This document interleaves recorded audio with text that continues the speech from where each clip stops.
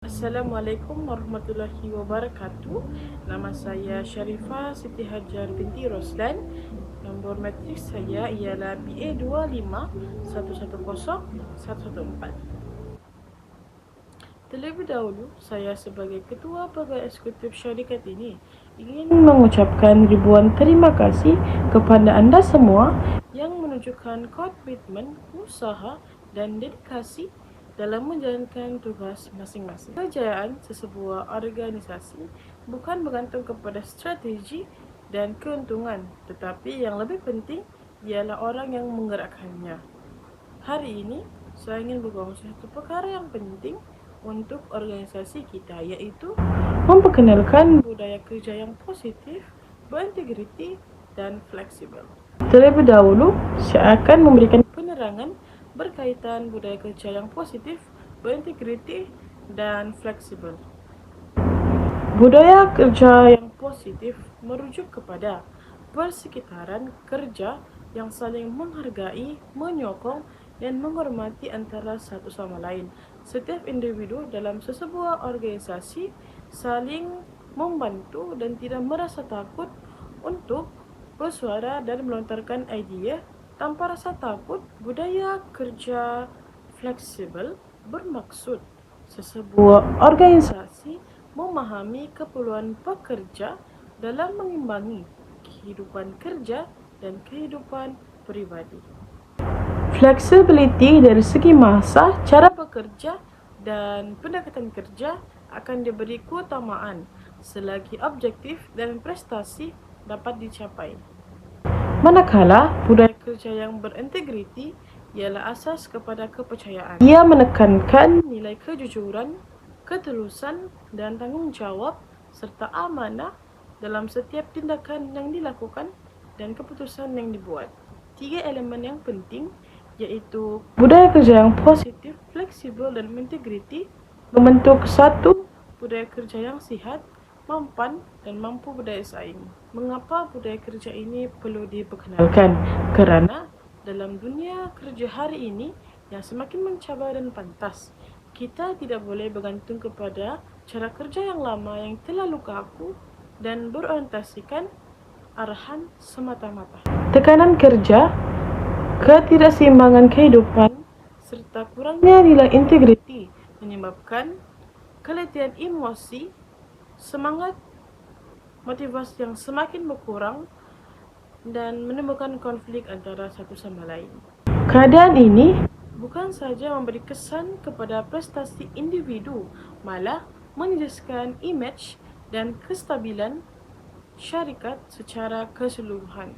Oleh itu, budaya kerja yang positif, fleksibel dan berintegriti perlu diperkenalkan agar setiap pekerja berasa dihargai, didengari dan dipertanggungjawabkan secara adil. Bagaimana budaya kerja ini dilaksanakan dalam organisasi kita? Pertama sekali, dari segi sikap dan komunikasi. Kita akan menggalakkan komunikasi dua hala antara pengurusan dan pekerja. Setiap idea yang dilontarkan ataupun cadangan yang dilontarkan akan dihormati tanpa mengira jawatan dan pangkat. Kaedah kedua ialah dari segi cara bekerja. Flexibility akan diberikan dalam pengurusan masa dan kaedah bekerja. Selagi tugasan disiapkan dengan kualiti yang baik dan disiapkan dalam tempoh yang ditetapkan. Kepercayaan akan diberikan kepada pekerja yang mengurus tanggungjawab dengan profesional. Kaedah yang ketiga ialah dari segi nilai integriti. Kita tidak akan bertolak ansur kepada ketidakjujuran, penyalahgunaan kuasa dan sikap yang tidak bertanggungjawab. Tiap pekerja perlu bertindak secara telus, beretika dan berani bertanggungjawab atas keputusan sendiri. Di samping itu, peranan pekerja amatlah penting bagi menjayakan budaya kerja yang positif ini. Sebagai pekerja, anda perlu menghormati rakan sekerja tanpa mengira latar belakang. Bersikap profesional dan amanah dalam menjalankan tugas. Mengurus masa dan bertanggungjawab dengan berdisiplin. Berani bersuara secara membina dan berhemah. Menjaga integriti walaupun tanpa pengawasan. Apabila setiap individu memainkan peran penting masing-masing, budaya kerja yang positif akan terbentuk secara semula jadi.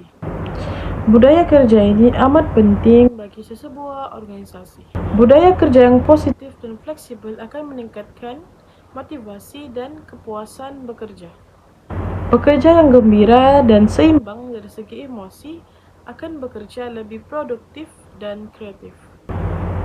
Kepentingannya juga ialah budaya berintegriti akan membina kepercayaan antara pihak pengurusan, pekerja, dan pihak luar, seperti pelanggan dan rakan niaga. Kepercayaan ini adalah aset yang penting dan sangat bernilai. Budaya kerja yang baik berkepentingan dalam membantu mengurangkan kadar konflik, tekanan kerja, dan kadar pekerja akan berkurang untuk berhenti. Budaya kerja yang positif juga memberikan banyak manfaat kepada pekerja dalam waktu jangka yang panjang. Antara manfaatnya adalah pekerja dapat menikmati persekitaran kerja yang sihat dan harmoni. Keseimbangan antara kehidupan kerja dan kehidupan pribadi dapat dicapai. Peluang untuk berkembang secara profesional dan pribadi terbuka luas. Rasa dihargai dan rasa memiliki terhadap organisasi akan meningkat. Oleh itu, apabila pekerja itu akan berkembang, organisasi tersebut juga sekaligus akan berkembang maju. Terdapat juga kesan yang positif kepada prestasi dan image syarikat. Hal ini kerana organisasi yang mempunyai budaya kerja yang positif dan fleksibel akan dipercayai dan dihormati. Prestasi kerja akan lebih konsisten, kualiti perkhidmatan akan meningkat, dan reputasi syarikat juga meningkat. Oleh itu, dalam jangka panjang, budaya kerja yang positif ini akan menjadikan syarikat kita lebih berdaya saing dan mampan. Bukan sahaja dari segi nilai keuntungan, tetapi dari segi nilai kemanusiaan.